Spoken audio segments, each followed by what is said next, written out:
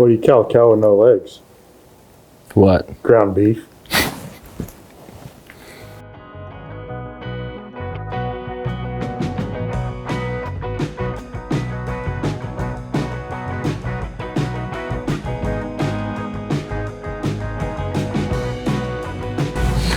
Hey everybody, and welcome back to Table Talk. We're again back here at the office at the wonderful round table. We thought we would spend a little bit of time today discussing sale prep. Really all the way from the beginning to sale day, and everything you should keep in consideration at home when taking your animals to sale or putting on your own. I think you're right, Dusty. That's a big thing that goes into it, is preparing and starting to prepare and preparing early for a sale. You know, if it's a consignment sale and it's a consignment female sale, am I going to take an open heifer? Am I going to take a bred heifer? Am I going to take a pair? What is my goal? What do I want to take? And I think that's the first step, and not a last minute decision of, well, I've got 3 open heifers, I'll take one. I think you need to define that when you first decide you're going to sell. If you're deciding on doing a production sale, whether it's an online internet type production sale or in person, you need to know, okay, how many open females do I want to sell? How many bred females? How many pairs? Anything else that you may want to sell, you need to have that in mind, I think, to start with. Absolutely. You know, something that I think goes right hand in hand with deciding what you plan to market that year really needs to be where you're planning to market. Are you going to go to that consignment sale? Are you going to participate in a production sale? Are you going to do it online through that type of platform? How do you plan to market? And I think once you decide that, and once you say, okay, I'm going to participate in sales A, B, and C next spring, let's go back to our inventory, see what's going to fit, and then let's go ahead and say, all right, I'm going to these sales. These are what I'm going to put in them. Let's go ahead and make sure that these animals are on the right track for success as you market that animal and as they go into someone else's herd. I think that's right, Dusty. You've got to make sure you're on the right path there. Another thing you have to do is when you do decide on what sales you're going to go into, make sure whether it's you're putting one animal in 3 different consignment sales, so you're going to sell 3 animals. Whether it's that or you're going to go into a production sale somewhere, make sure you market yourself and market your animals. Find a way. I mean, social media is huge right now. Absolutely. And it's an easy way to market yourself. You know, BBU has publications. The Cowman's a good publication. Start advertising yourself and promoting yourself. To me, somebody that's willing to promote themselves and put themselves out there is somebody that's proud of the product that they're selling, which makes me more likely to buy that product.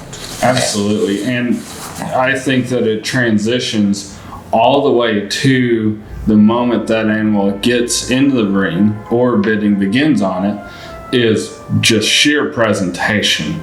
And that starts well before you ever get there. You know, once you make that decision, you're the female or the male I'm going to sell. You need to put them on the right plane of nutrition for whatever time frame that is. I hope that you start sooner rather than later. I'd rather back off of an animal than to continue pushing them, especially on young open heifers. You know, you get them too fat, you really hinder their milk production as a young cow, and it really affects them for a long time. So I really believe that you should start, you know, closer to 60 days beforehand just to get them in the right sale shape. So you need them in good condition, you need them in good shape. You don't want them overly fat, you don't want them honed up, but you do want them looking smooth and presentable. You know, another thing, if you've got some excess hair, clip it or singe it off. Do something to clean those animals up and just make them look as good as possible. If they're in some mud and you're going to a sale the next weekend, try to bring them up and wash them off the best that you can to knock that mud back. Just keep them presentable. As you're getting ready for that, I like to see animals in a body condition score 5 to 6. That's that range that I want for me. When I take them home, I feel more comfortable with that.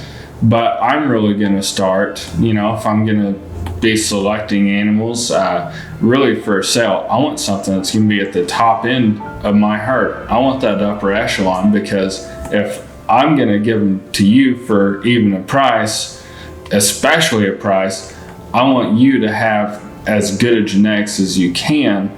That way you come back to me. I want your repeat business. I want to have that relationship of, producer and consumer. And I think that goes straight into what you're just speaking about with how that animal is put together. What kind of EPDs do they have? Do I have them in the right shape? And then, what is that animal built like? And for me, I like to start at the ground up. Those first 4 inches of the animal, from hoof wall to pastern, are just as important as any other part of the animal. I agree. And you talked about selling something that you'd be proud to sell. And I think when you decide what you're selling, like you said, it needs to be something that would help you make genetic improvements as well. It should be hard for you to want to take that animal and sell it to someone else. Absolutely. Now, one thing that I think leads right in behind that, as you're starting to prepare for a sale, and you hit on this, is marketing yourself. If I'm going to participate in sales or really put my name out there, that's when I'm going to look at getting high quality photos of the animal in a proper stance. I believe that there's pretty well an industry standard, and there's slight variations of the way that animal is presented in its stance that helps really give a good image of the animal. And I think that's missed by a lot of people, and I think a lot of people come on to it pretty well. But also video. That's something that's come so far, and it's something that we really rely on now as an industry when we're previewing those animals at a lot of different locations. And I agree. A good photo can really help sell an animal, and a bad photo of a good animal can absolutely hurt that animal. And I've seen it happen over and over again. An animal that's not presented properly in a photo, you sit there and you think, that's terrible. That animal looks terrible. It's down-headed. It does this. It may run uphill, or it runs downhill, or does something. And then you get to the sale and you look at that animal and you see that animal looks nothing like what the photo is, because the photo wasn't taken properly. And it's the same with video. You need to make sure you video properly. I don't want to see a video of a bull running away from me.